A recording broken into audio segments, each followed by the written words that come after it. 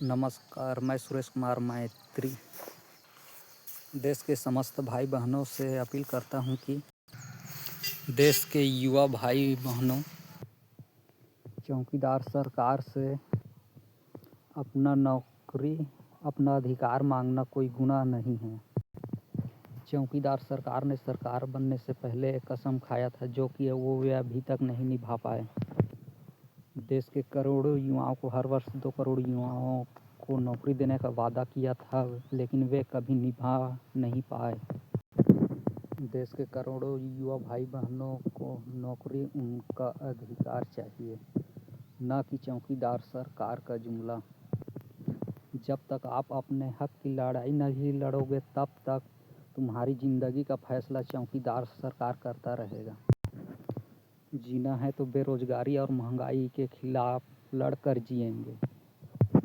भ्रष्टाचार सरकार के अहंकार से डरकर जीने वाले का नौका पार नहीं होता और संघर्ष करने वाले युवा का कभी हार नहीं होता। देश के चौकीदार से देश के समस्त भाई बहनों को पूछना होगा कि चौकीदार सरकार के शासन में बेरोजगारी कैसे बढ़ गया, महंगाई कैसे बढ़ गया। क्या इन सभी सवालों के जवाब चौकीदार सरकार और देश के गोदी मीडिया दे पाएंगे? क्या इस देश में देश के किसानों को उनका न्याय मिलेगा? क्या देश की माता बहनों को उनका हक और उनका अधिकार, उनको न्याय मिलेगा? देश में चौकीदार सरकार महंगाई और बेरोजगारी बढ़ाने के बदले रोजगार ज़्यादा बढ़ाता तो आज देश सबसे आगे होता। पर चौकीदार सरकार ने देश के सभी संस्थानों को पीछे छोड़ा है।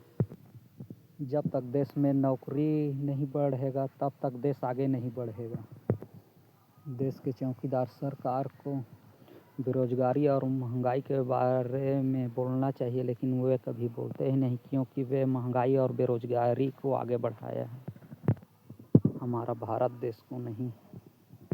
देश के हर एक भाई बहनों के खाते में क्या 15-15 लाख रुपए आए? नहीं। क्या किसानों का आय दुगना हुआ? नहीं। क्या देश के करोड़ों युवा भाई बहनों को हर वर्ष 2 करोड़ युवाओं को नौकरी मिला? नहीं। क्या वे देश के माता बहनों को सुरक्षा किया? नहीं। चौकीदार सरकार केवल जाति धर्म के नाम पर देश के समस्त भाई बहनों को आपस में लड़ाना जानता है, ताकि वे जाति धर्म के नाम पर राजनीति कर सके, जिसके खिलाफ बुलंद है युवा का मजबूत बुलंद आवाज। देश के युवा को हक है कि सरकार से उसका हक मांगे। चौकीदार सरकार को जवाब देना होगा कि वे देश के करोड़ों युवा भाई बहनों को हर वर्ष 2 करोड़ युवाओं को नौकरी कब देगा, देश में महंगाई कब कम करेगा,